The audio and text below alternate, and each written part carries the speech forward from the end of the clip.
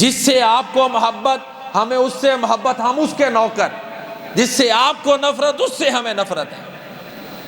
تو حسنین کریمین رضی اللہ تعالیٰ عنہما کی شان اور عظمت کے حوالے سے میں چند گزارشات آپ کی خدمت میں پیش کر رہا تھا۔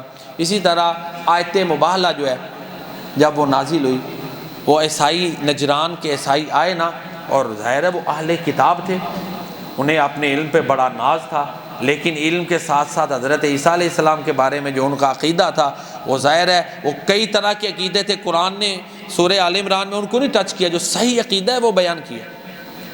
ان سے ڈیبیٹ ہوئی، بے بس ہو گئے، ماننے کے لیے تیار نہیں تھے۔ قرآن سورہ آل عمران میں یہ آیت مبالغہ وہاں پر یہ واضح کہا گیا کہ عیسیٰ کی مثال ایسے ہی ہے جیسے آدم علیہ السلام کی ہے، جیسے اللہ نے آدم علیہ السلام کو پیدا کیا ایسے عیسیٰ علیہ السلام کو پیدا کر دیا۔ بڑی بات ہے، اب ان پڑھ سے ان پڑھ آدمی کو بھی سمجھ آ جاتی ہے۔ ان مثل عیسیٰ عند اللہ کمثل آدم خلقہ من تراب ثم قال له کن فیکون، کہ دونوں کو اللہ نے مٹی سے پیدا کیا، آدم کو مٹی سے پیدا کیا، عیسیٰ کو بغیر باپ کے، دونوں کو اللہ نے پیدا کیا ہے۔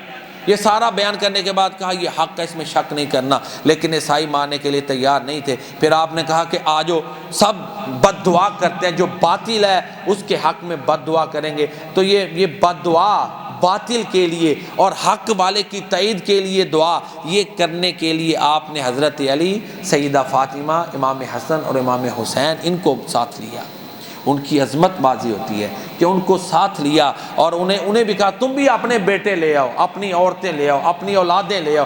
ظاہر ہے کوئی اپنی اولاد ہو، بیٹے ہوں، تو پھر غلط معاملے میں بھی اپنے خلاف کبھی بد دعا نہیں کرے گا وہ کہ تباہ ہونا۔ اور ان میں سے جو لوگ سمجھدار تھے نا، انہوں نے کہا یہ کام نہیں کرنا، بعد میں مسلمان ہو گئے عیسائیوں میں سے جو آئے تھے نا مناظرے کرنے کے لیے، انہوں نے الگ ہو گئے، پھر میٹنگ کی کہ مباہلہ کرنا چاہیے کہ نہیں، انہی میں سے علماء نے کہا کہ یہ کام نہیں کرنا۔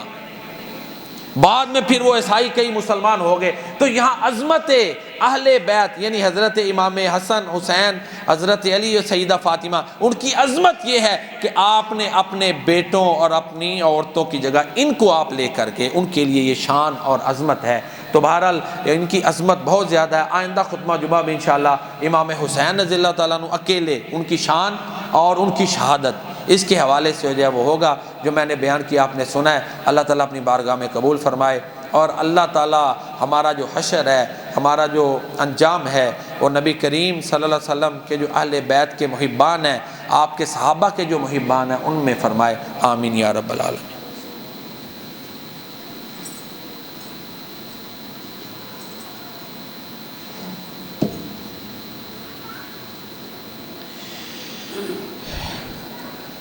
تو اعلانات سماعت فرما لیں۔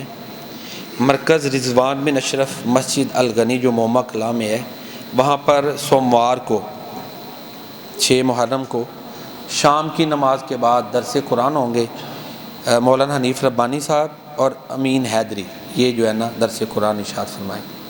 اس پر